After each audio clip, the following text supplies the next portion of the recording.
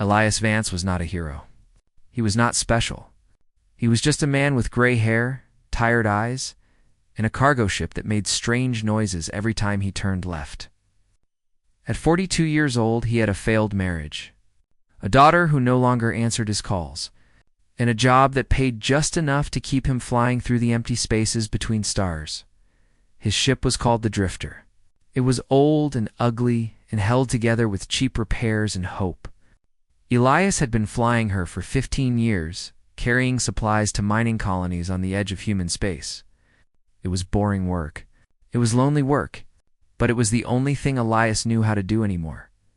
On the night everything changed. Elias was eating cold noodles from a plastic container and watching the stars drift past his window. He was thinking about his daughter, Emily. She was 23 now. He had missed her graduation. He had missed most things. The divorce had been his fault, mostly. He had chosen the sky over his family, and by the time he realized his mistake, it was too late. The alarm started screaming at exactly 3:47 a.m. Ship time. Elias dropped his noodles and ran to the control panel. Red lights flashed everywhere. The ship was shaking hard, like a giant hand had grabbed it and was pulling it somewhere. On the screen, he saw something impossible. A hole in space itself. A swirling circle of light and darkness that had appeared from nowhere. He tried to turn the ship. He tried to escape. But the Drifter was too slow and too old. The gravitational pull was too strong. Elias watched helplessly as his ship was dragged into the unknown. He expected to die.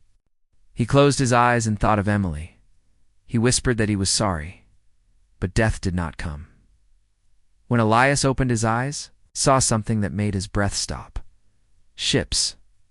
Hundreds of ships. But not like any ships he had ever seen. These vessels were made of light. They looked like crystal sculptures floating in space, glowing with colors that had no names. They were beautiful and terrible and impossible. His radio crackled with a voice that was not human. Unknown vessel. You have entered Valorian space. Prepare to be taken. Before Elias could respond, a beam of blue light surrounded the Drifter. He felt his body become weightless. The world went white. When he woke up, he was in chains. The room around him was massive. The ceiling was so high he could barely see it. The walls were made of some kind of silver metal that seemed to glow from within. Thousands of alien beings stood in rows, watching him with eyes of different colors and shapes. Some had 4 arms. Some had no arms at all. Some floated in the air like ghosts, but all of them were looking at him. At Elias Vance, a tired cargo captain with oil stains on his shirt. Guards stood on either side of him. They were tall beings with silver skin and black armor. They pushed him forward, forcing him to walk toward the far end of the room. There, on a throne that seemed carved from a single giant diamond, sat the Queen. She was the most incredible being Elias had ever seen. Her skin was silver like moonlight. Her eyes were dark, filled with tiny points of light like dying stars. She was tall, perhaps 8 feet, and wore robes that flowed around her like water. On her head sat a crown of floating crystals that orbited slowly around her temples. This was Queen Seraphine of the Valorian Dominion. Her empire stretched across 3 galaxies. Her people had been traveling between stars when humans were still living in caves. She had lived for over 2,000 years, and now she was looking at Elias with an expression he could not understand. The guards forced him to his knees. Elias looked up at the Queen, his heart beating fast. He expected anger. He expected disgust. He expected to be executed for entering their space without permission. The Queen rose from her throne. The entire room went silent. Not a single being moved or spoke. Elias could hear his own heartbeat in his ears. Slowly, gracefully, the Queen descended the steps of her throne. Her robes trailed behind her like a river of silk. She walked toward Elias, her eyes never leaving his face. The crowd parted for her. Bowing their heads as she passed, she stopped directly in front of him. Elias looked up at her. This ancient and powerful being. He was dirty. He was tired. He was nobody. What could she possibly want with him? The Queen began to circle him. She walked slowly, studying him from every angle. Her eyes moved over his face, his hands, his body. She was examining him like a scientist examining a specimen, like an artist examining a stone before carving. The silence stretched on. 1 minute. 2 minutes. The tension in the room was so thick that Elias could barely breathe. Then the queen stopped. She stood in front of him again, and something changed in her ancient eyes. Something like recognition. Something like wonder. She raised one silver hand and placed it gently on his head. When she spoke, her voice rang through the entire chamber like a bell. He is the one we have searched for. The room erupted. Beings shouted in languages Elias did not understand. Some fell to their knees. Some stared at him with shock. Some stared with hatred. The guards beside him stepped back as if he had suddenly become dangerous. Elias did not understand. He was just a cargo captain. He was just a man who had made too many mistakes. He was nobody. Must be some mistake, he said. His voice rough and small in this grand chamber. The queen looked down at him, and for the first time she smiled. It was not a happy smile. It was the smile of someone who had waited for something for a very long time and was almost afraid to believe it had finally arrived. "There is no mistake, human," she said softly. "We have searched for 10,000 years. We have looked across 1,000,000 worlds. We have tested countless species. And now, finally, you are here. What do you want from me?" Elias asked. The queen's smile faded. Her eyes became serious and sad. "I want you to save us all." The crowd fell silent again. Every eye was on Elias, this tired, ordinary, broken man in chains on the floor of an alien throne room. He did not know it yet. But his old life was over. Everything was about to change. The chains came off, but Elias did not feel free. He felt more trapped than ever. They gave him a room in the palace, a beautiful chamber with walls that changed color and a bed softer than clouds. They gave him new clothes made of fabric he could not name. They gave him food that tasted like nothing he had ever eaten before, but they also gave him a guard at his door. And they gave him questions he could not answer. On the third day, a Valorian named Corveth came to see him. Corveth was old, even by Valorian standards. His silver skin had faded to a pale gray, and his movements were slow and careful. He was an advisor to the queen, and he had been chosen to explain everything to Elias. They sat together in the room while Corveth told him the truth. 10,000 years ago, Corveth began, our greatest scientists discovered something. They found that the universe is not empty. It is full of a kind of energy. We call it the resonance. Elias listened quietly. The resonance is like music, Corveth continued. It connects all living things. Every thought, every feeling, every moment of joy or sadness creates a small vibration in this energy. When beings are connected to the resonance, they can feel each other. Not read minds, but sense emotions.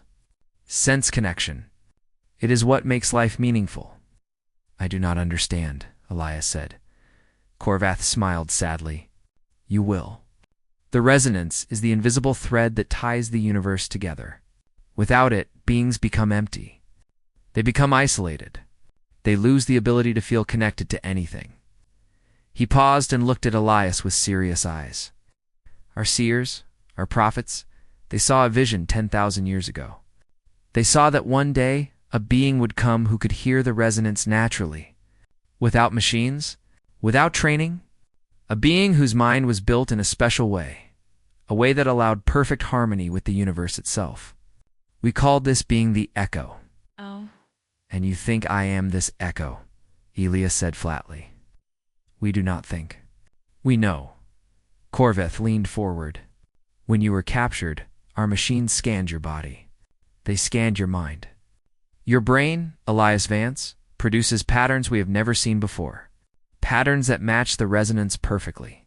In 10,000 years of searching, in 1,000,000 worlds tested, you are the first. Elias shook his head. I am just a cargo captain. I fly supplies to mining colonies. I am not special. Your species is young, Corveth said. You've only been traveling in space for a few hundred years. You are primitive by our standards. But your brains, your human brains, they are different. They are chaotic, unpredictable. You feel many emotions at once. You hold contradictions inside you without breaking. This is exactly what the resonance requires. Over the next few days, strange things began to happen to Elias. It started small. He would walk past a guard and suddenly feel a wave of loneliness that was not his own. He would sit in his room and sense worry coming from somewhere far away. At first, he thought he was going crazy, but then he realized the truth. He was feeling the emotions of others. Not clearly, not like reading words on a page, but like hearing music through a wall. Faint, but real. The dreams came next. He dreamed of places he had never seen. Cities made of light, oceans of purple water, forests where the trees sang. He dreamed of conversations in languages he had never learned, and yet somehow he understood every word. He woke up sweating and shaking. "What is happening to me?" he asked Corveth one morning. "You're waking up," the old Valorian replied. "Your abilities have always been inside you. Being here, surrounded by the resonance, is making them stronger." Then Corveth told him about the silence. "There is a darkness spreading across the galaxies," Corveth said, his voice heavy with grief. "We call it the silence. It is the opposite of the resonance. Where the resonance connects, the silence separates. It moves like a disease, cutting off entire civilizations from the universal song." "What happens to them?" Elias asked. "They do not die. That would be a mercy." Corvat's old eyes filled with pain. "They become empty. They can still walk and speak and eat, but they cannot feel. They cannot connect.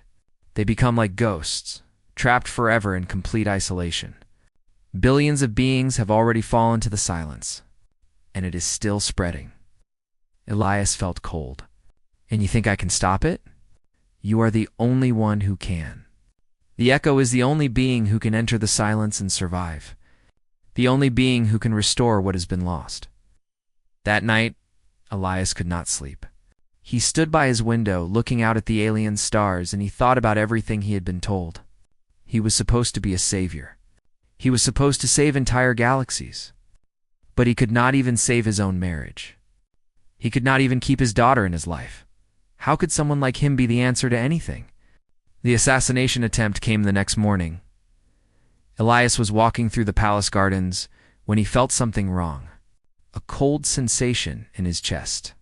A warning with no words. Without thinking, he threw himself to the ground. A beam of red light shot through the space where his head had been. Guards rushed toward him. There was shouting, chaos. But Elias had seen the attacker before they dragged him away. A Valorian in black robes, with eyes full of hatred. Later, he learned the truth. Not everyone was happy about the prophecy.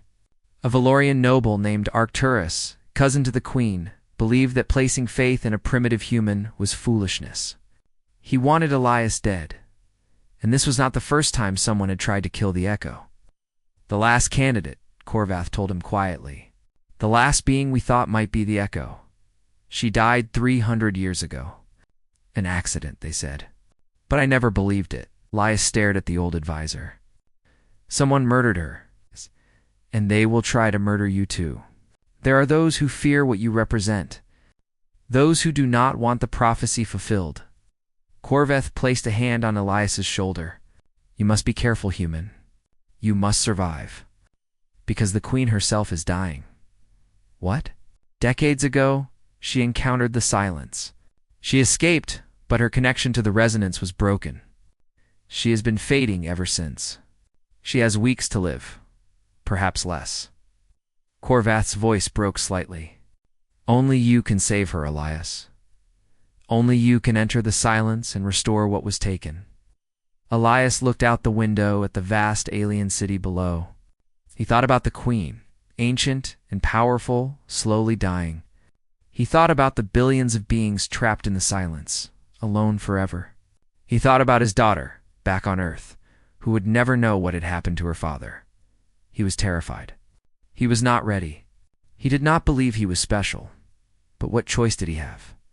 "Tell me what I need to do," he said quietly, and so his training began. The training was unlike anything Elias had ever experienced. There were no weapons. There were no combat exercises. Instead, there were hours of sitting in silence, hours of meditation, hours of learning to feel. Corveth took him to a chamber deep beneath the palace. The room was circular and empty except for a single crystal that floated in the center, pulsing with soft blue light. This was a resonance beacon, a device that connected to the universal song. "Sit," Corveth instructed. "Close your eyes. Listen," Elias said. He closed his eyes. He listened. At first there was nothing, just his own breathing and the distant hum of machines. But slowly, something changed. He began to hear something beneath the silence. A vibration, a frequency. It was like music, but not quite. It was like emotion made into sound. "The resonance," Corveth said softly. "You are hearing it naturally, without any technology. In 10,000 years, no being has ever done this." Days turned into weeks. Elias learned to expand his awareness. He could sense the emotions of people in the next room, then the next building, then across the entire palace. He felt joy and sorrow, fear and hope, all tangled together in an infinite web of feeling. But the training forced him to confront something else. His own pain. One afternoon, Corveth sat across from him and said something unexpected. "Tell me about your daughter." Elias went still. "What?" "Your daughter, Emily. Tell me about her." Elias did not want to talk about Emily. He had spent years burying that pain, hiding it deep inside himself where it could not hurt him. But Corveth was insistent. "The resonance responds to emotion," the old Valorian explained.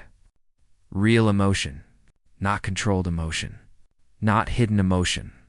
To master this gift, you must stop running from your own feelings." So Elias talked. He talked about Emily as a little girl, how she used to wait by the door for him when he came home from flights. He talked about her laugh, bright and pure, like bells. He talked about missing her school plays because of work, missing her birthday once because of a delivery that could not wait. He talked about the look on her face when he told her about the divorce, the way she had stopped running to the door, the way she had stopped answering his calls. By the end, Elias was crying. He had not cried in years. He thought he had forgotten how, and when he opened his eyes, the resonance beacon was glowing brighter than it had ever glowed before. The entire room was humming with energy. Corveth stared at him with wonder. "Remarkable. Your pain, your grief, it amplifies the resonance. It makes you stronger." "That does not feel like strength," Elias said, wiping his eyes. "It is the greatest strength there is."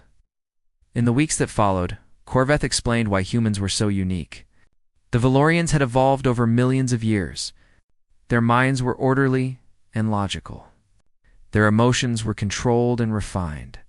They had become perfect in many ways, but that perfection came with a cost. They had lost the ability to feel chaos. "Humans are different," Corveth said. "Your brains fire in unpredictable patterns. You feel joy and sorrow at the same time.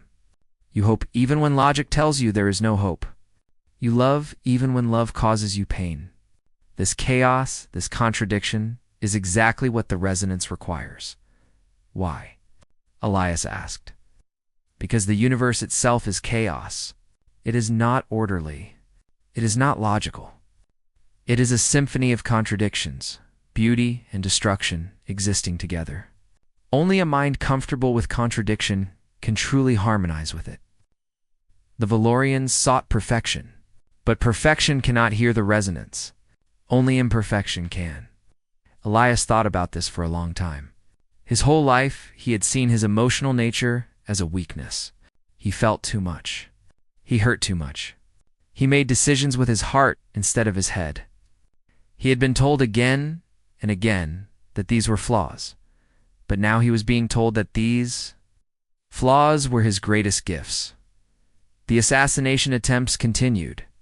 A poisoned meal that Elias refused to eat because something felt wrong about it. A guard who attacked him in a corridor stopped only because Elias sensed the hatred coming before the blade. Each time, his human intuition saved him. That gut feeling that had no logic behind it but was always right. High Commander Arcturus became bolder. He spoke publicly against Elias, calling him a primitive creature unworthy of the prophecy.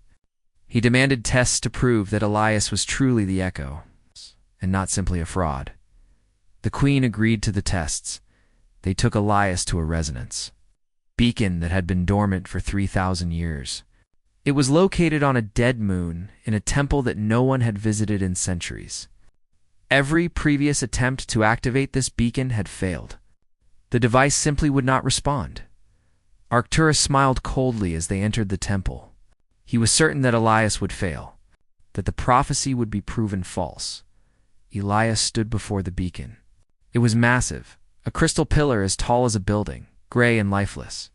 He placed his hands on its surface. He closed his eyes. Nothing happened. Arcturus began to laugh. The other Valorians shifted uncomfortably. Even Corveth looked worried. Elias tried harder. He focused. He concentrated. Still nothing, and then he stopped trying. He thought about his friend Marcus, fellow cargo captain who had died 2 years ago when his ship's engine failed. Marcus had been the only person who still called Elias just to talk. The only person who remembered his birthday. After Marcus died, Elias had no one left. He let himself feel that grief. Not push it away. Not control it. Just feel it. Tears ran down his face. His chest ached with loss. He missed his friend. He missed his daughter. He missed the life he had wasted on empty space and lonely nights. The beacon exploded with light. Blue fire shot up the crystal pillar. The entire temple shook. The dormant device, silent for 3,000 years, sang with energy that could be felt for miles. When Elias opened his eyes, every Valorian in the room was kneeling. Even Arcturus. The Queen stepped forward. She looked at Elias with eyes full of hope and tears. Ow. "Do you believe?" she asked him softly. Elias looked at his hands, still touching the glowing crystal. He thought about what Corveth had said, that his pain was his strength, that his chaos was his gift, that everything he had hated about himself was exactly what made him special. "I am starting to," he said. The Queen nodded. Then her expression became serious. "Good, because tomorrow you enter the silence, and you must bring me back from the dead." Elias looked at this ancient being, this queen of 3 galaxies, and he saw something he had not seen before. Fear. She was afraid. Afraid of dying. Afraid of being alone, just like him. "I will try." He promised. It was the only promise he could make. The ship they gave Elias was small and white and shaped like a teardrop. It had no weapons. It had no shields. It had only one purpose: to carry him into the silence, and, hopefully, carry him back. On the morning of his departure, the entire palace gathered to watch. Thousands of Valorians stood in silence as Elias walked toward his vessel. Some looked at him with hope, some with doubt, some with fear. Queen Seraphine was there, despite her weakness. She had to be carried to the observation deck on a floating chair because she could no longer walk. Her silver skin had faded to gray. Her starlight eyes were dim. The silence was killing her slowly, eating away at her connection to everything that made life worth living. She reached out and took Ilias's hand. Her fingers were cold. "I have lived for 2,000 years, she said quietly. "I have seen empires rise and fall. I have watched stars be born and die. But I have never been as frightened as I am now." Ilias squeezed her hand gently. "I am frightened too." "Then why do you go?" Elias thought about the question. He could have said it was his duty. He could have said it was the prophecy. But those answers felt empty. "Because I know what it feels like to be alone," he said finally. "And I would not wish that on anyone." The Queen smiled weakly. "You truly are a remarkable human. I am just a man." "No, you are much more than that. You simply have not realized it yet." Elias boarded the ship. The door closed behind him. Through the window, he saw Corveth raise a hand in farewell. He saw the Queen watching with tears in her ancient eyes. He saw a galaxy full of beings depending on him. Then the ship launched, and there was only darkness. The journey to the silence took 3 days. Elias used that time to prepare himself, though he was not sure how anyone could prepare for what he was about to face. He meditated. He practiced reaching out with his senses. He tried not to think about the fact that no one had ever returned from the silence before. On the 3rd day, he arrived. The silence was not a place. It was an absence. Looking at it through the ship's window, Elias saw nothing. Not darkness exactly, but nothing. A void where existence itself seemed to stop. His instruments gave no readings. His sensors detected nothing. It was as if a piece of the universe had simply been erased. He flew closer. The moment he crossed the boundary, everything changed. The hum of the resonance, which he had grown so used to feeling, simply stopped. It was like going deaf. It was like losing a sense he had not known he had. The silence was total and overwhelming. Elias pushed forward. Inside the silence, he found the lost ones. Billions of beings floating in the gray emptiness. They were not dead. Their bodies were intact. Their eyes were open, but there was nothing inside them. No emotion, no connection, no life in any real sense. They existed, but they did not live. Elias tried to reach out to them with his senses. He felt nothing. The resonance could not penetrate here. These beings were completely cut off from everything. He wanted to weep for them, but he forced himself to continue. At the heart of the silence, he found the source. It was a being, ancient beyond measure, vast beyond comprehension. It had no true form, just a presence that filled the void like fog fills a valley. And it was in pain. Elias could feel it despite the silence. A grief so old and so deep that it had become the being's entire existence. This creature had been alive before the current universe. It had existed in the previous reality, in a cosmos that had ended long ago. When that universe died, this being was the only survivor. It had watched everything it loved, everything it knew, simply cease to exist. And in its grief, it had begun to pull. Without meaning to, without knowing what it was doing, it had started absorbing the resonance, pulling connection out of reality, hoarding it to fill the emptiness inside itself, an emptiness that could never be filled. The silence was not an attack. It was not evil. It was just the unconscious action of a broken being. A cosmic survivor drowning in loneliness. The Valorians would have tried to destroy it. A more advanced species might have tried to contain it. But Elias understood something that older and wiser beings could not. He understood grief. Elias reached out, not with the resonance, but with himself. He sent his memories, his feelings, his own pain into the void. He showed the ancient being his life. He showed it Emily, her first steps, her first words, the way she used to fall asleep on his chest when she was a baby. He showed the creature the day Emily was born. The moment he first held her and felt love so powerful it scared him. Then he showed it the loss, the divorce, the phone calls that went to voicemail, the birthday cards that were never answered, the slow, terrible realization that he had lost his daughter forever. He showed the being his friend Marcus, their conversations over cheap coffee and space stations, the jokes they shared, the silence after Marcus died. He showed it all of his loneliness, all of his regret, all of the nights he spent looking at the stars and wondering if anyone would notice if he never came back. And then he said something. Not with words, because words did not exist here. He said it with his whole being. I know what you feel. I know the weight of losing everything. But pulling the universe into the void will not bring them back. It will only create more beings who feel exactly like you do. More loneliness.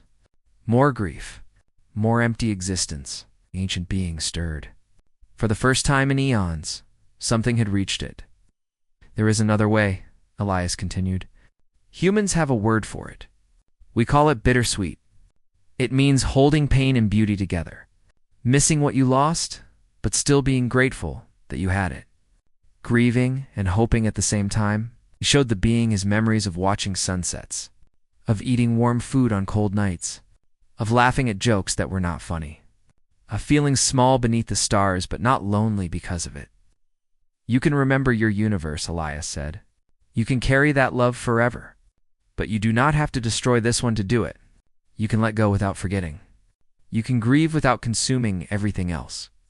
For a long moment, nothing happened. Then the ancient being did something it had not done in billions of years. It wept. And as it wept, the silence began to recede. The gray emptiness started to fill with light. The lost beings began to stir, their empty eyes filling with tears as connection flooded back into them. Elias felt the resonance, return like warmth after a long winter. He heard the universal song again, stronger than ever. He had done it. Against all odds, he had done it. But then he realized something terrible. To keep the connection stable, to ensure the silence never returned, someone had to stay. Someone had to be the bridge between the ancient being and the universe. Someone had to remain here forever, and that someone was him. Elias closed his eyes and thought of Emily. He would never see her again. He would never get the chance to say goodbye. He would never get to tell her how sorry he was. But if his sacrifice saved billions of beings from eternal isolation, was it not worth it? He began to let go of his ship. He prepared himself to stay forever, and then the ancient being stopped him. The ancient being reached into Ilias's mind.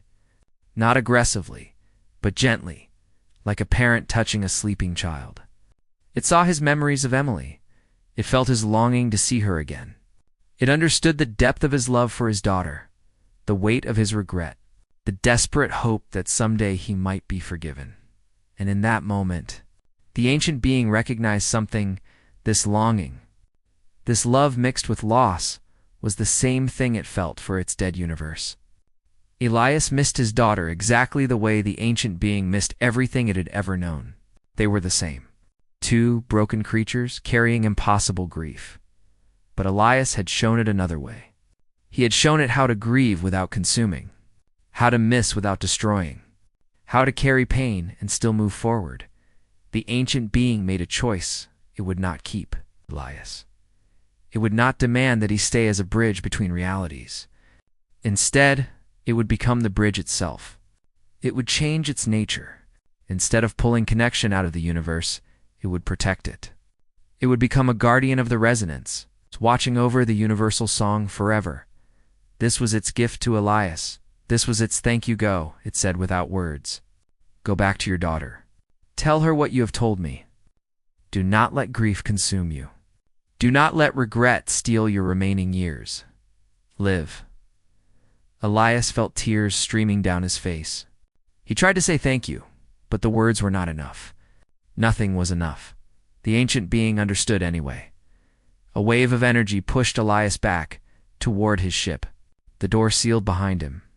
The vessel shot out of the silence like a cork from a bottle, carrying him back toward the light. Behind him, the silence continued to shrink.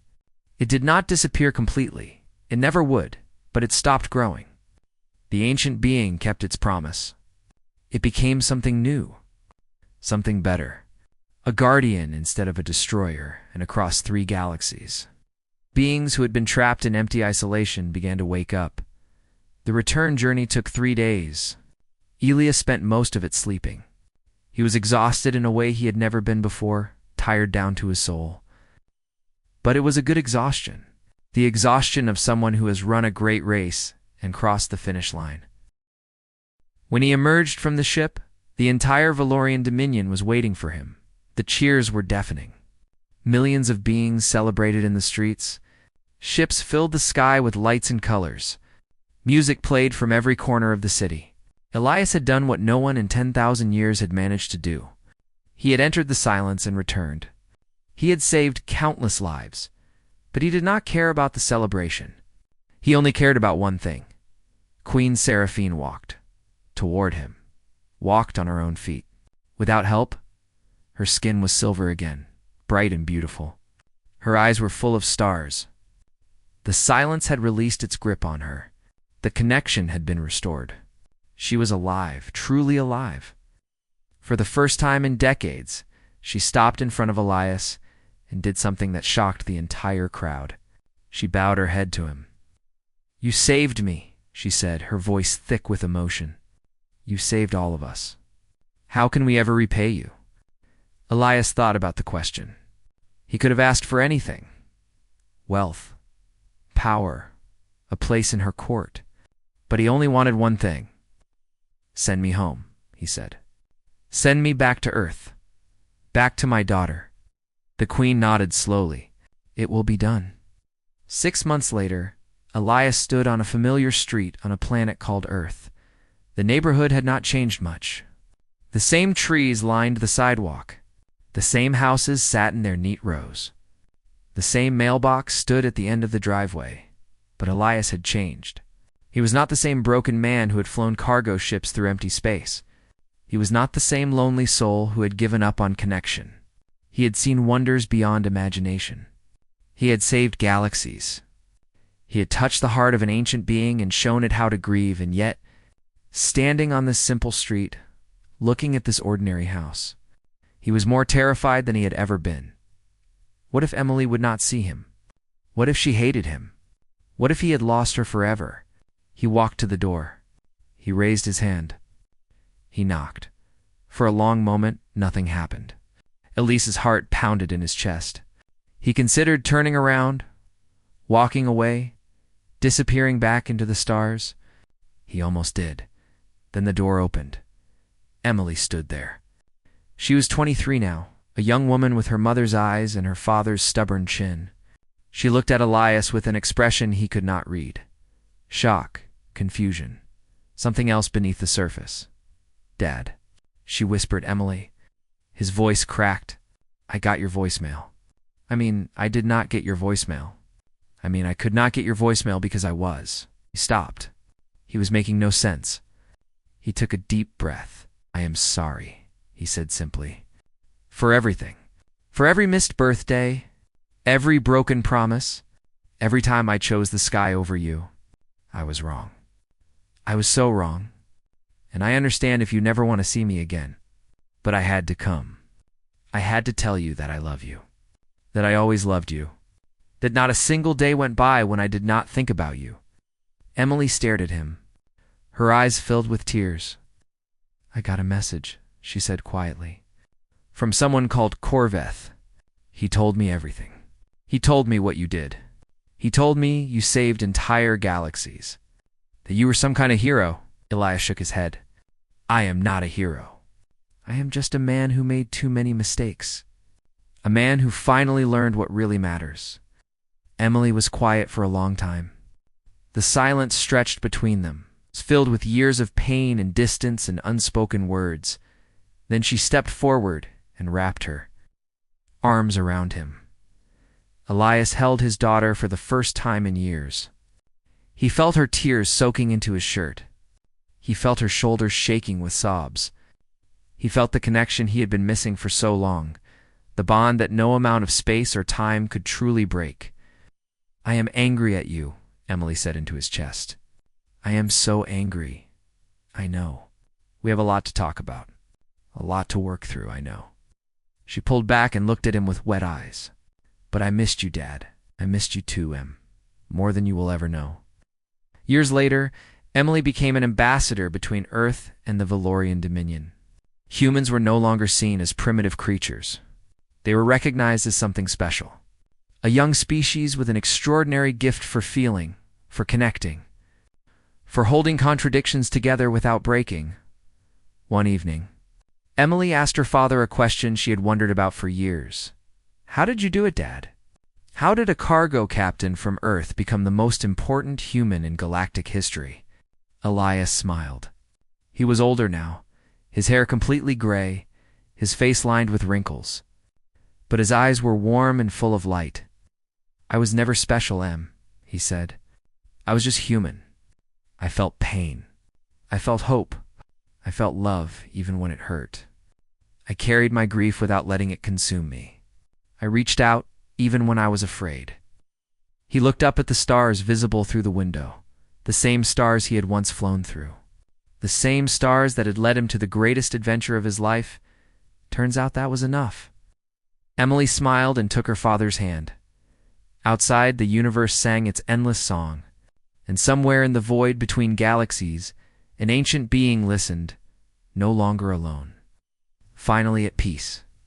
The Echo had done his work, and a broken cargo captain had found his way home.